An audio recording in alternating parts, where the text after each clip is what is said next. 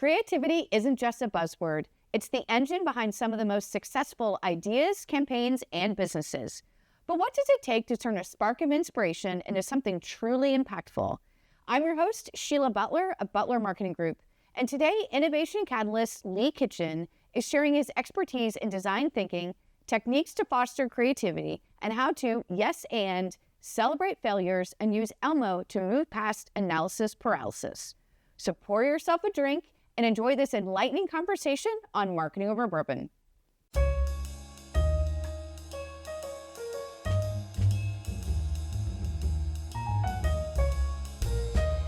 Hey, Lee. Cheers. Thanks for being here, bud. We're grabbing a drink. Mm-hmm. Delicious. Oh, that's good. What a great idea. Bourbon and chatting? I know, Come right? on. We do this anyway on Zoom. Right. So we might as well just share it Might with as the well world. just do it, right? Okay, so let's talk about your career journey because it's Okay. been incredible. So you spent more than 3 decades at Disney, Yep. culminating in your role as a creative problem solver and Okay. an innovation catalyst. Can you share your journey and what inspired you to focus on creativity and innovation? So I basically my whole entire life is fake it till you make it. So when I was at Disney, I started as an operations person, right? I worked in operations for a really long time, and then I just happened to fall into a marketing role. And within that marketing role, I went to great places. I helped great brands. I was a brand manager for a while, and then there was this role that said it was called the Creative Inc. Manager, and I thought they wanted my ideas, and I was like, I'm an idea guy, so why wouldn't they want my ideas, right? And so when they interviewed me, they asked me, are you a big idea guy, et cetera? I was like, yes. And they hired me, but what I didn't know is that they didn't want my ideas. They wanted me to help extract ideas from other people. So I basically had to fake that. I didn't really know what I was doing at the time. I ran some meetings before, but as soon as I started, I just started getting ideas from everybody, and boom, Innovation Catalyst soon enough. I love it. Yeah. I love it. Okay, so Yellow Shoes. Describe for folks what is Yellow Shoes and what are some of the projects that you've worked on and some of the lessons that you've learned either hardly or easily during your time there, and how did they shape what you're doing now in terms of approaching creativity and problem solving? So Yellow Shoes was the last 3 or 4 years of my career. I was an innovation catalyst. I think what was really great is that we helped train the entire organization to kind of be more creative. They were all very inherently creative, right? That's why they got hired to do what they do, but we helped them think differently about their everyday projects. So we would do a lot of lead up and what we call empathy work, which is let's go and take all the consumer data that we have. Let's be inspired by that data, and let's think of a way to use it as a jumping off point for ideation. One of the best projects that I worked on there was we helped Imagineering name the new Coronado Springs building, which if you know, right, it's all themed to Salvador Dali and Gaudi and things like that. And we got to spend a lot of time in the Dali Museum to be inspired by what Dali brought to the table and all that kind of stuff. And we found this great connection between Dali and Disney. And that's why in the top part of that, the bar up there is named Dali Lounge. Yeah, because it's after the short that they made that took forever to realize. And the Gran Destino Tower. Yeah. That's so cool. Yeah, really, really great project. By the way, so let me ask you this. Were there certain projects to where you were really, really hoping it would go in a different direction? That's the crapshoot about doing what we do is that a lot of times you get the perfect group of people together, and the magic just flourishes, and it's really great. And you end up coming up with a lot of different answers to the one question that your client asks you for. But many times the mojo may not be there. And so your choices, instead of 100 ideas, you have like 10 ideas to choose from. So I try my hardest each and every time to help everybody kind of get comfortable, think differently, work with different people. Because when you're ideating with someone, you might not have the mojo between us, but the next person comes along, you're like, oh my gosh, I can't believe I've never ideated with you before. This is awesome. Right. And then all the ideas are flowing. Yeah, it depends. So that's a lot of sessions of mine. I make sure that I transfer people around because the magic is different with everybody, right? That's so cool. Okay, so can you share an example of a creative spark, an idea that started really small, and then how it grew into a product, a service, a marketing campaign, or whatever, either at Disney or for one of your clients or both? I've got a great one at Disney. Okay. So And it's a story. So I was doing this great session probably back in the early 2010s, and we were trying to improve the resort experience, right? And we had big wigs in there, right? We had SVPs. It was probably like all the executives from all the different resorts, and how do we get not only get the resorts up to baseline where they should be, so we can be justified in charging the premium that we do, but how do we really differentiate ourselves from everybody else that's around Disney World, right? And so one of the tools that I use, it's called force connection.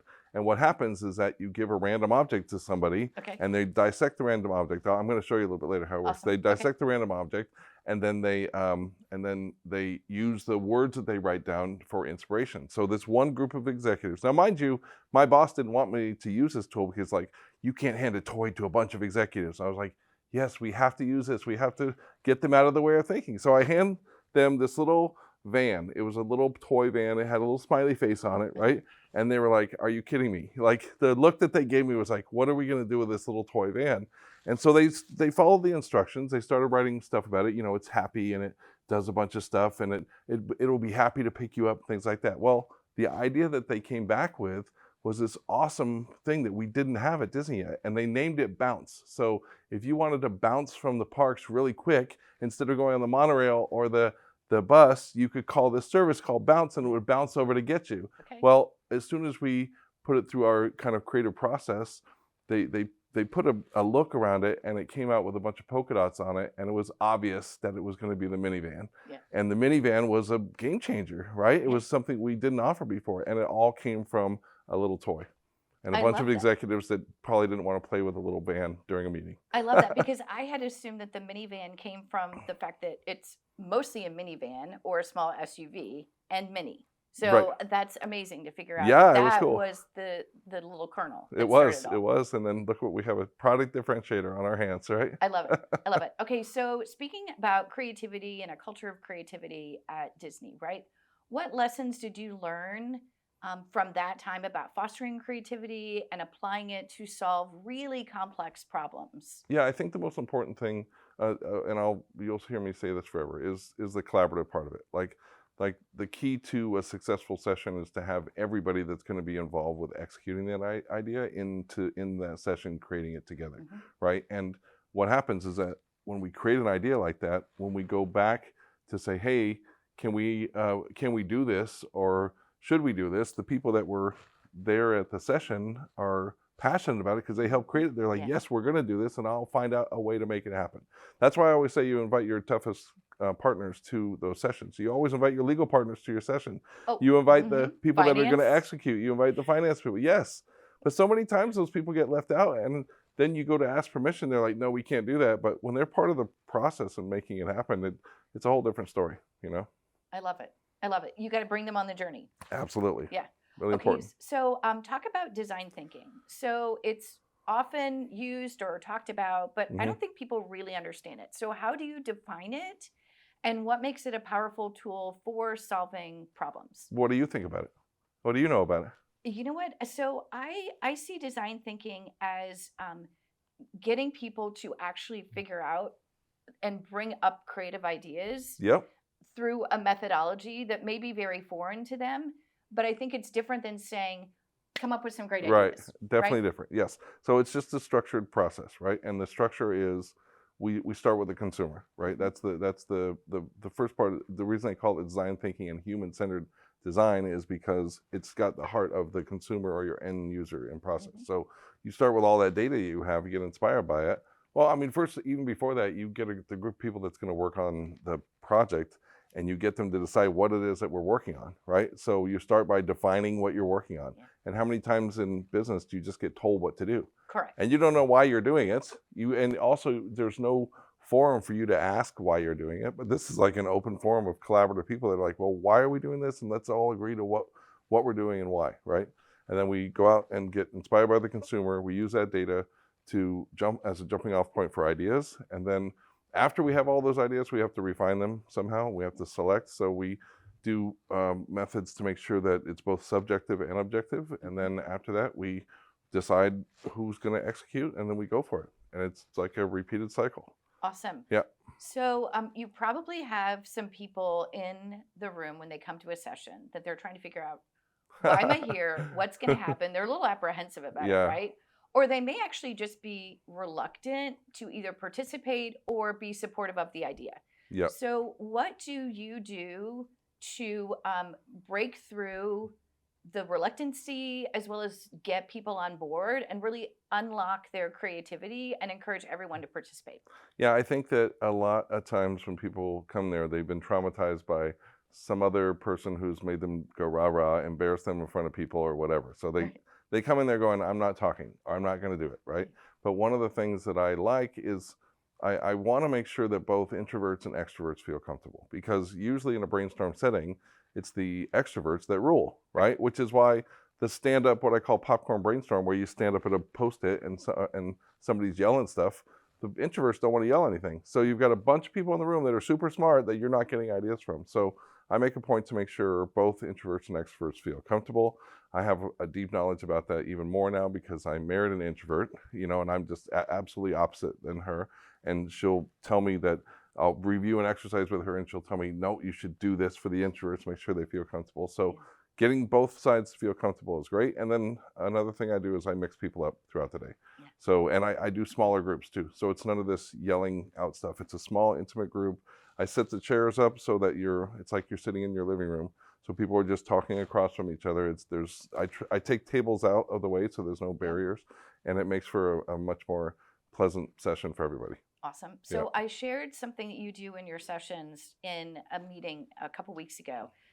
They were talking about failure, and I shared how you find a way to celebrate that and to make it safe. So can you describe what that is? I will. Yeah. So I learned this technique from a really great guy. His name was Tim Herson. And basically, what happens is, if I create rules, right? I call them how to be's, and I say, does everybody agree with these rules before we proceed? Well, one of the rules is you have to be accepting of new ideas, and you have to say yes and, right? But a lot of people can't help themselves because their job every day is to tell people why they can't do something because they're the stopping point, right? And so that phrase, that no but or no because, is something we have to shed when we do a brainstorm, because we want every idea out there. So I tell them, if they happen to say no because, right, if they make a mistake, we all want to celebrate their mistake, and I ask them to proudly stand up and put their hands way up high in the air and go, I have failed,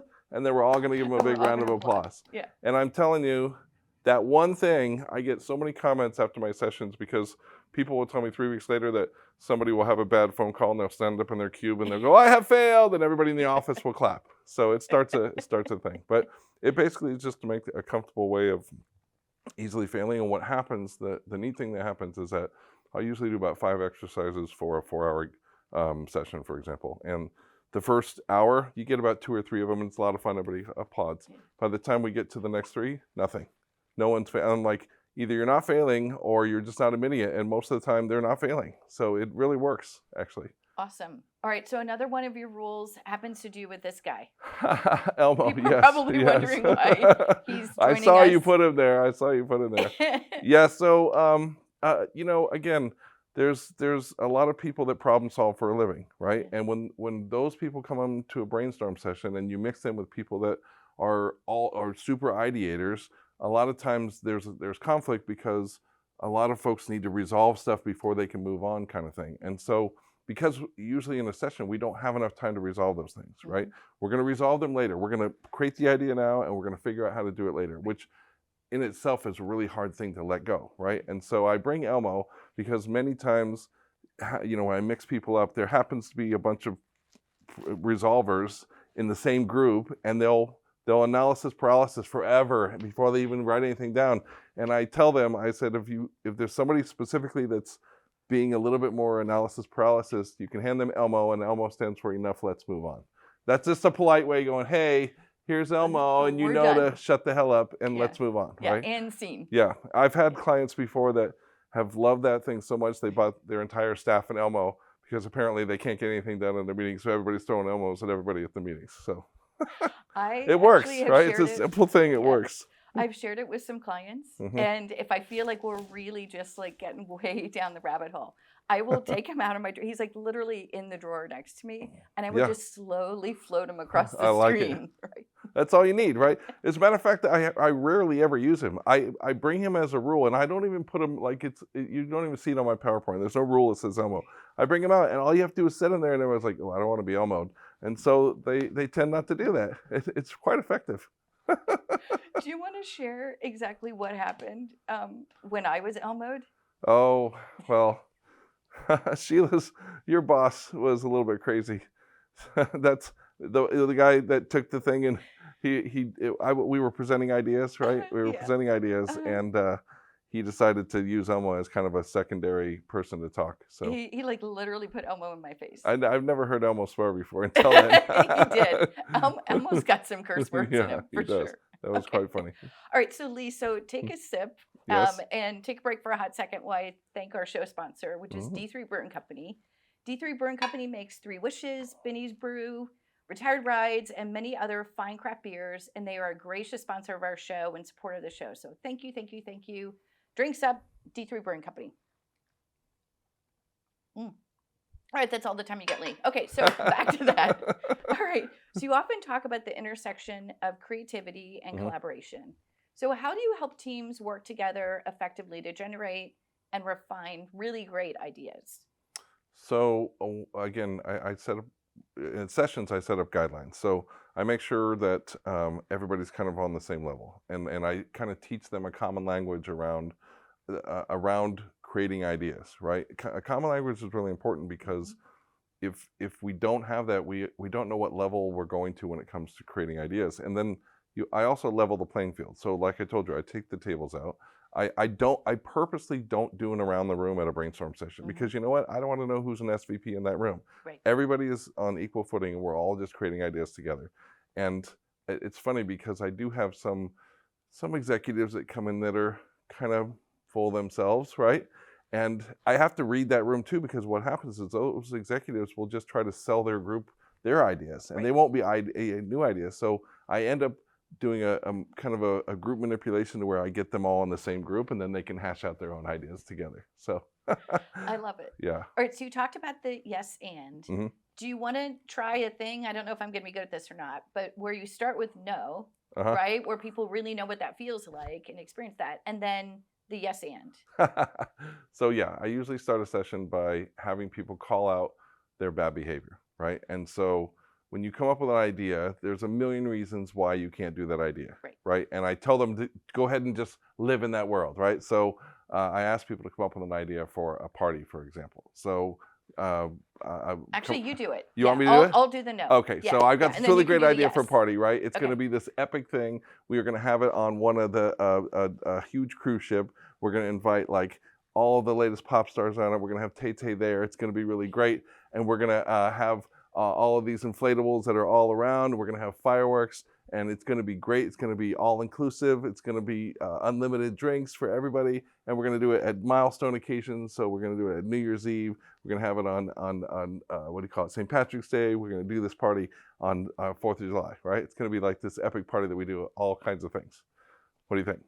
Wow, that sounds super expensive. Actually, I don't think that we have that in the budget. I mean, how do you think you would work through that? Oh, we're going to charge a premium price. We're going to market to rich people. You can't go wrong.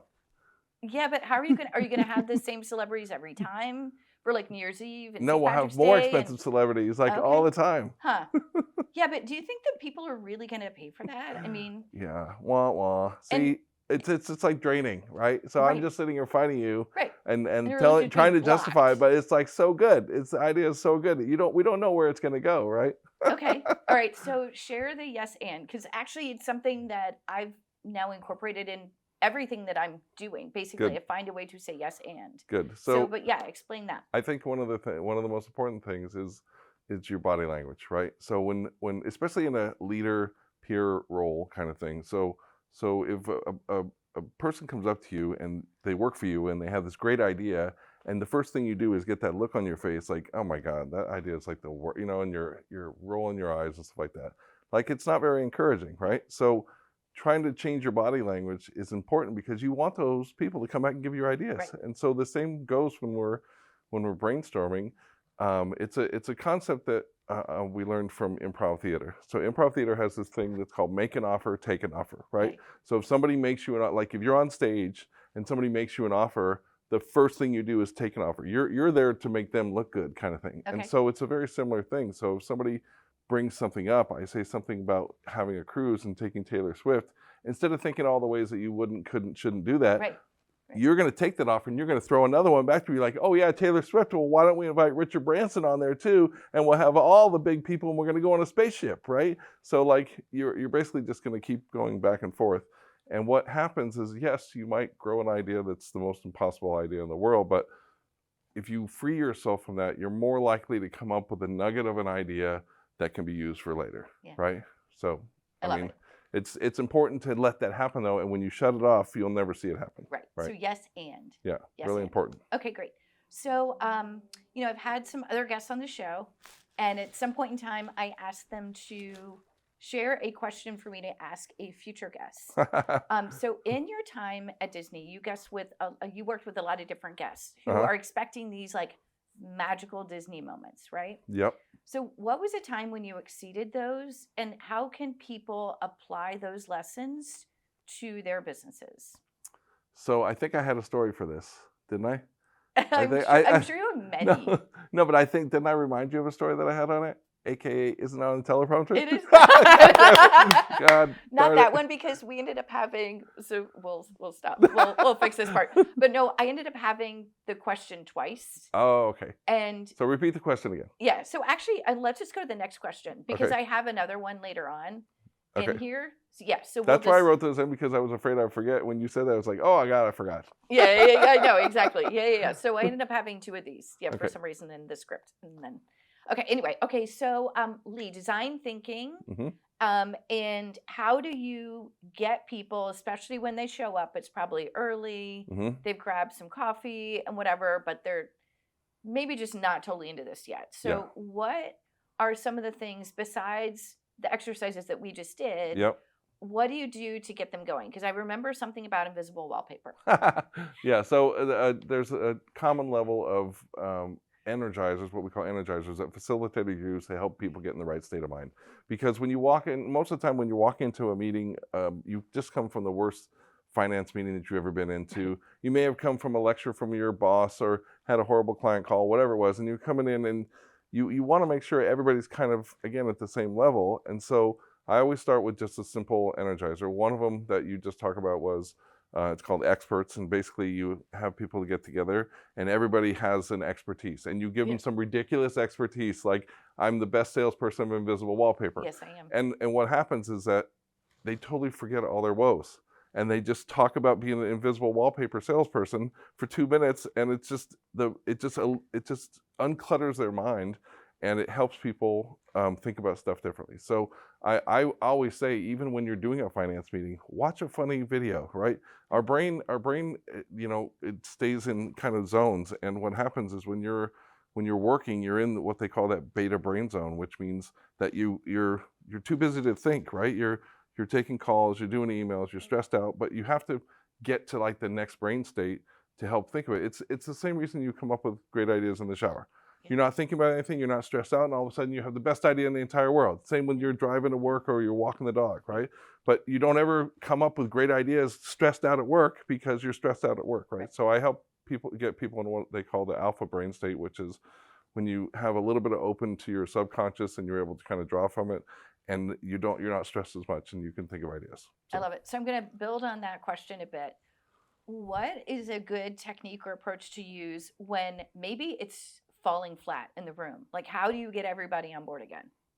I have a woo scale for those energizers, right? And so I won't. Basically, it's like woo or woo, right? So depending on the mood of the room, I wouldn't jump to a high woo thing if it's mellow like that. I'll usually do, let's talk about ourselves, right? Talking about yourself is like everybody's favorite subject. So just getting somebody to talk about themselves is pretty easy. Like sharing something about yourself, sharing some weird thing, whatever it is.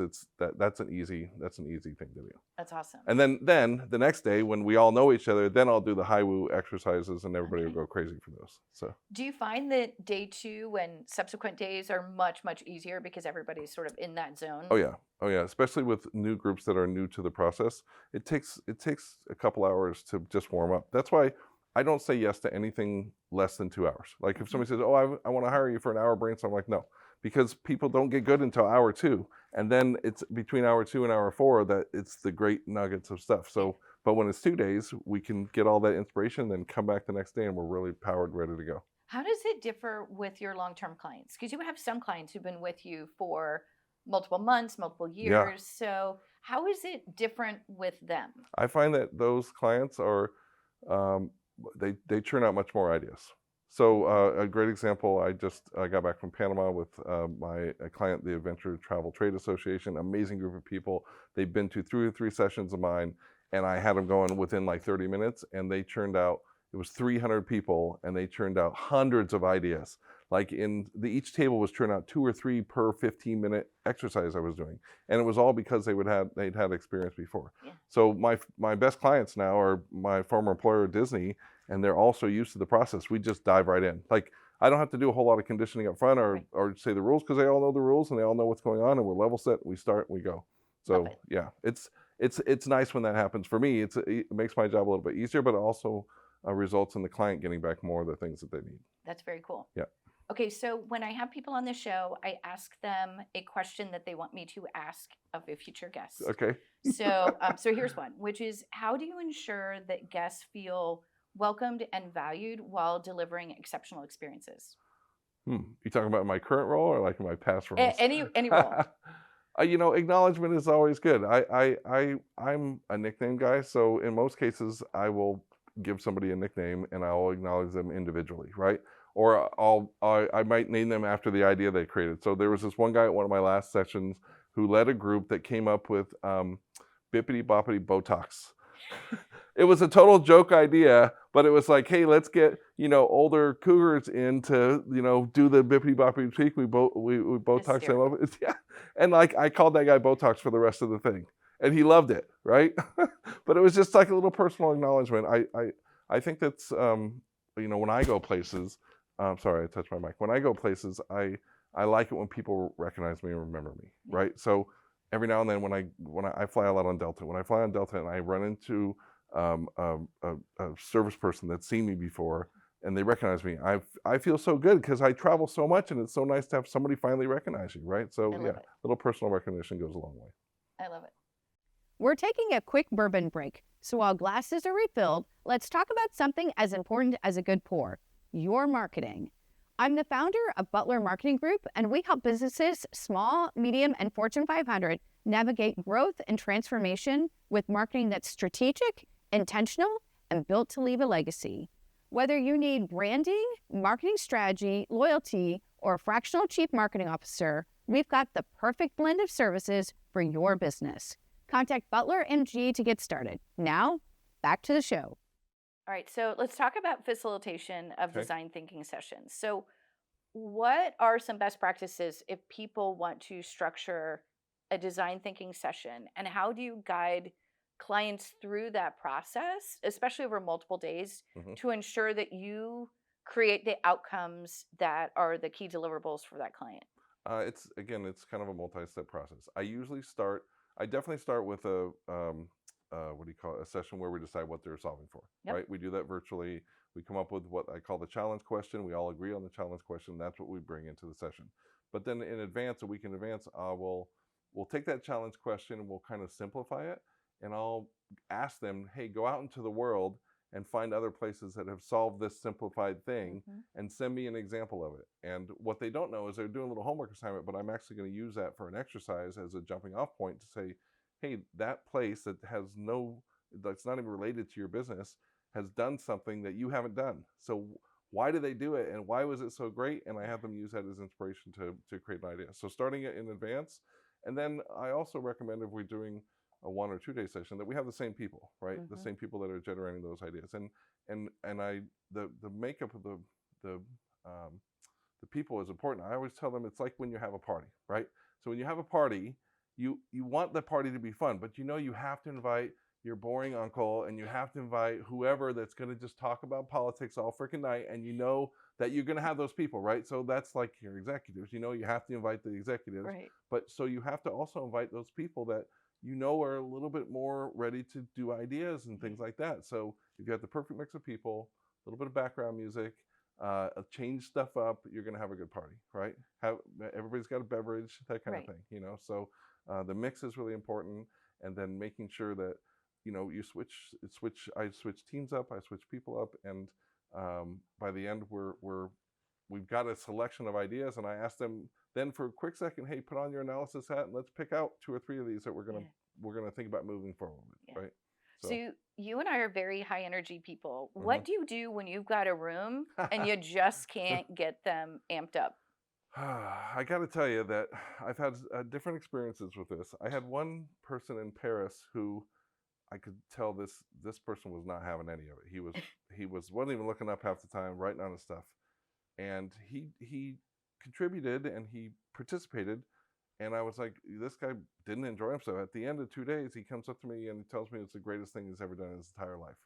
I keynoted for a whole room of civil engineers that could not be bothered with anything that I was telling them. Like they had just this stoic look on their faces. And then after I left, like a year later, I go to a party and somebody's checking me in the party saying, hey, you did the Society of Civil Engineers thing. That was the greatest day of my life. My life was changed. And I was like, oh my God. Like, so I guess you can't really judge a book by its cover in that case. Yeah. You could be really impacting or inspiring people. I've had groups of finance people, and they're low key, but man, they put the ideas on the wall, and it's like this mind blowing thought process that they had in this little quiet session that they had, and they still came up with the greatest things in the world. So that's awesome. yeah, I do the best I can do, and most of the time it's up to the people that are there, right? So I just set the environment and see what happens. That's why it doesn't always work, right? Because it's not just me, it's a combination of things. Right, So. exactly. So we've talked about design thinking and creativity and so forth, and those are all, I think, fuel for the marketing engine, right? Yep, absolutely. So you and I had a conversation about your company name, Okay. right, back in the day. Uh-huh. So talk a little bit about that, because I think when you name your company, and yours is Magical Dude Consulting. Yep. I think that is sometimes the name is heritage, Yep. right? Like Butler Marketing Group, my company. Yep. Yours is more so of a brand promise. Like, this is what you're going to get. Yeah, absolutely. If you bring me on. So tell me about your decision to name your company Magical Dude Consulting, and what reactions, both positively and negatively, have you had from that? That's a great question. I love it when people ask me this, because it was very intentional. So Right. first of all, when I first went out on my own, I called myself Lee Kitchen, the magical innovation and creativity dude. And at the That's time, a short URL. I know. At the time, I was working with my wonderful sister-in-law. Her name is Emily Nichols. She's an amazing engineer. Definitely look her up too. She was like, dude, you cannot say all that stuff. You can't. Like, I sent her a paragraph, like not a paragraph, a page full of stuff. She's like, you have to cut it down and just say Lee is a magical dude. And I was like, oh, that sounds perfect. And then as I thought about it, one of the things that I just believe in myself is being authentic, right, and transparent. And so I figured if I name my company that, I'm telling people that they're getting. I'm a casual dude. I'm not, Right. I stopped wearing ties in 1992. You know what I'm saying? Like, every time I put on a sport coat, it's usually got the funeral notice or the wedding thing that I wore last time. Because I don't ever wear a coat except for a funeral or a wedding. So I want to make sure that people know that I'm just a casual dude that helps people come up with ideas. And then what I found out later is that it's kind of weeding out some clients that I may not want. Like, if somebody takes offense to the fact that it's too casual, it probably won't be a right fit, right? So I end up getting these great, like, one of my best clients is Taco Bell, and how cool and casual is Taco Bell as a lifestyle brand, right? And so it's a perfect match for me to go in there and be part of their organization once a year. So, I love it. Yeah, it's worked a great to my advantage, and it's fun to be the magical dude. So awesome. And as you are. So we've been sipping on bourbon. We've been sipping on Angel's Envy today. So thinking about your career and your passion for creativity, if you had an approach to problem solving that was a bourbon, what would that bourbon be, and why? That's a funny question. So I was thinking about all my favorite bourbons, and the one that popped out to me was Basil Hayden. Mhm. So that's one of my favorites. And I think that when you do what I do, you have to have character, right? Yep. Like, I mean, people hire me because I'm jolly Santa Claus, right? Like I'm a third party. I'm not. I don't have an agenda here, and so I usually get disparate groups that usually are fighting. They'll listen to me, and then they come together, right? And so Basil Hayden has this great character to it. It's really awesome. However, it also has substance, right? Yeah. So I'm not just a fluffy bunny, right? And I mean, yes, I'm furry, but I'm not fluffy. And so when I go in there, I do the fluffy stuff to get you in the right mood to do stuff. So it's not just about let's hold hands and sing Kumbaya. It's like let's get in the right state of mind and solve your problem, right? So it's got to have character and it's got to have substance, and that's what I think of Basil Hayden. So, Nice. how's that? Okay, Good answer? I love it. It's a good answer. Nice. Yes, and I need to add it to my bar. Yeah, definitely. Have you never had it? No, I've had it. I Oh, just it's don't good. have it at home right now. It's good for a Manhattan or an old fashioned. So Okay, make me one next time I see you. absolutely. Okay. So another question that I ask my guests is around Disney, right? Because it's in our DNA, many of us. Yep. And plus, we're filming in this amazing studio here at Iron Pixel Studios in Orlando. Yeah, So come on. props to Orlando and the amazing people here, former Disney as well, Mark, my amazing producer. And so if you could go back and experience something at Disney for the first time, it could be a ride, it could be a show, whatever it is, what would you want to experience again with fresh eyes?